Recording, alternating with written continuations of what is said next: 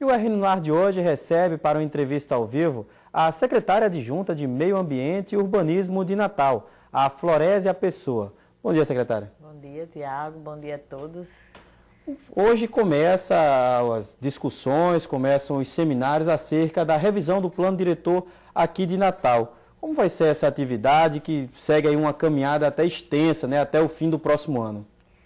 Na verdade, nós iniciamos em junho, tivemos uma primeira audiência pública, onde apresentamos um cronograma e uma metodologia, né? Essa primeira audiência ela vai ter uma sequência no próximo mês, um fechamento, e nessa audiência foi solicitado esse seminário.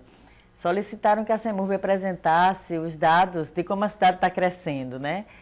O objetivo do seminário é que as pessoas conheçam esses dados para que possam fazer suas propostas, né? Então,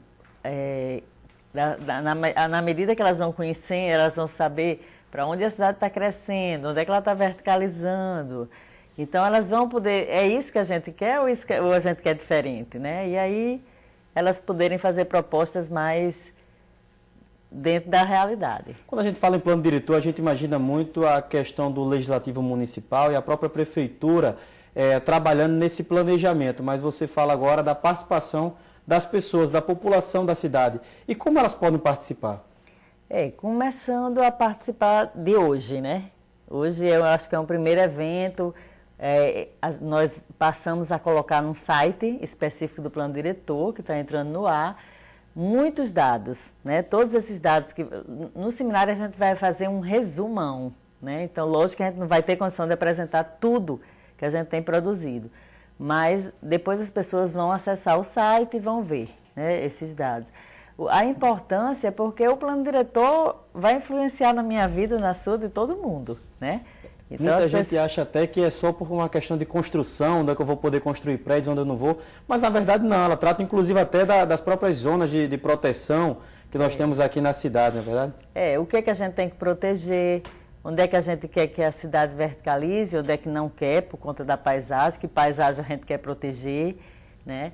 Tem a ver também com a construção civil, né? Então, até o estímulo, onde é que as pessoas querem morar, né? A gente vai mostrar bem visível, né, hoje, como a Zona Norte cresce horizontal, né? Um fato perceptível, mas com dados, né? Quanto isso representa. Em contrapartida, a pouquíssima existência de usos não residencial, ou seja, de empregos, né?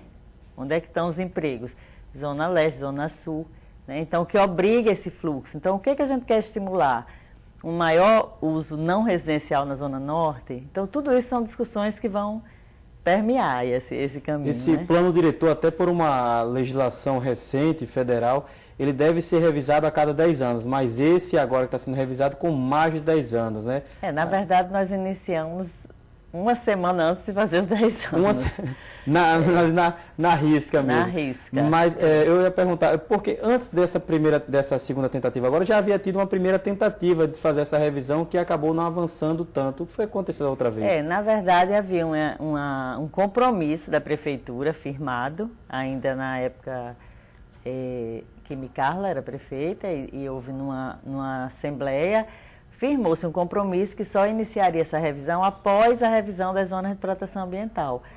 Então, a gente conseguiu terminar, né? Digo, em termos técnicos, todas as zonas estão hoje em discussão nos conselhos. Então, agora que a gente conseguiu começar, para cumprir esse compromisso que havia sido feito. As zonas de proteção, elas estão em fase de discussão. Está correndo em paralelo ao plano diretor.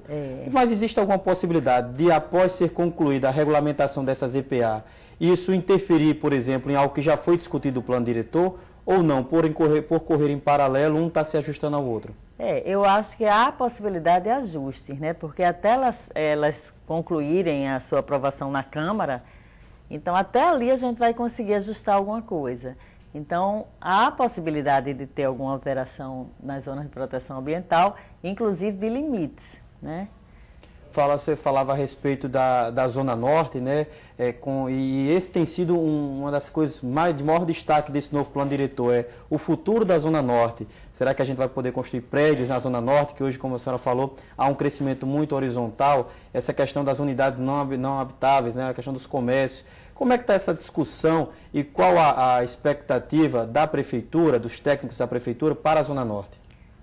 A Zona Norte com certeza está vivendo um processo de transformação. E é bom que se diga que isso é um mito, que nunca foi proibido verticalizar na Zona Norte, né? Nunca foi.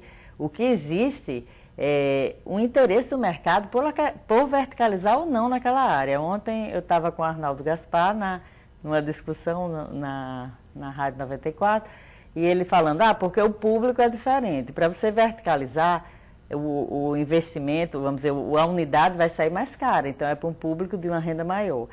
Mas nós acreditamos, e vocês vão ver, né, mais tarde nesses gráficos, que a Zona Norte também está mudando, né? Então, assim, tem um bairro de Pajuçara, por exemplo, despontando como um dos bairros que teve mais licenças, mais habites, né? Quer dizer, se construiu muito em Pajuçara, que era um bairro antes que não tinha essa dinâmica. Aliás, toda a Zona Norte, em 2007, ela não despontava com essa dinâmica imobiliária, que hoje a gente percebe.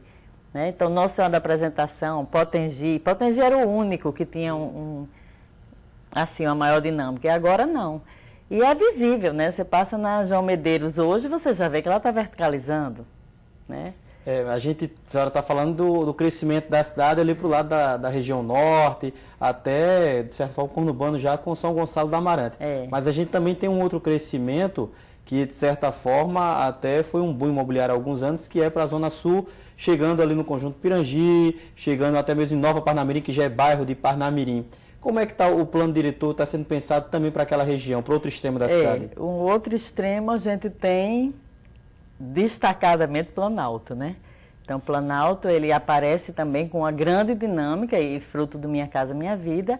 Ponta Negra, a gente tem um eixo leste e sul, que começa lá de Petrópolis até Ponta Negra. Esse eixo sempre foi o de maior dinâmica, permanece. Mas aí você vê uma linha saindo para a Zona Oeste, né, em direção a Planalto. E aí você vê que isso muito fruto do Minha Casa Minha Vida, num padrão mais baixo, né, de renda, que também preocupa, né, porque o ideal dentro do planejamento urbano é que se misture, né, que tenham faixas de renda diferentes, padrões diferenciados. Então, para não se criar, como a gente chama, guetos, só de uma forma, seja de ricos, seja de pessoas de mais baixa renda. O ideal é que tenha mistura, mais saudável, né? A senhora, no começo da nossa entrevista, falava acerca do impacto que o plano diretor causa na vida da gente, minha, da senhora, de todo mundo da cidade. Eu queria que, de forma prática, a senhora pudesse passar para o nosso telespectador como esse plano diretor que está sendo elaborado, agora está sendo revisado, agora na atual legislatura, ele vai impactar no dia a dia do cidadão. Bem, isso vai impactar diretamente, por exemplo, se proibir a construção. Hoje a gente tem dentro do Conjunto Ponta Negra, isso eu estou falando já de demandas que já chegaram, certo? Mas dentro do Conjunto Ponta Negra a gente pode construir, tem uma limitação de 4 pavimentos. Então você não pode construir nada além disso. Quem é proprietário, quem é residente, tem que se expressar. A gente quer isso, a gente não quer, a gente quer liberar, porque isso tem impactos, tanto até da temperatura, de tudo, né? A verticalização. Por outro lado, o adensamento traz benefício, porque na hora que você adensa uma área que tem infraestrutura, como a Ribeira, a Cidade Alta, áreas que estão sendo abandonadas, e você estimula esse adensamento, ali você tem água, esgoto, transporte, tudo, telefonia, que dá para muita gente morar ali e com condições boas, até acesso a comércio, a emprego, né? E são áreas que estão sendo abandonadas. Será tem uma coisa que eu queria perguntar para a gente pontuar na entrevista. O plano diretor ele não trata apenas da construção, da verticalização ou não da cidade. Ele trata, inclusive, da questão de mobilidade, de outros aspectos também, não é? Tem uma relação direta. O plano de mobilidade está sendo construído também, agora pela STTU.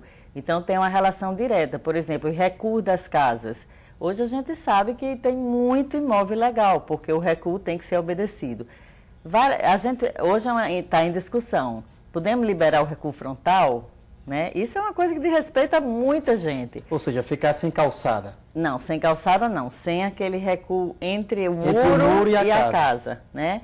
Porque até em questões de ventilação, dependendo do lado que o vento chega na sua casa, porque sua casa pode estar para um lado ou para o outro, aquele recuo pode ou não ser importante. Às vezes o recuo seria mais importante na lateral, e aí tem uma relação direta com o trânsito.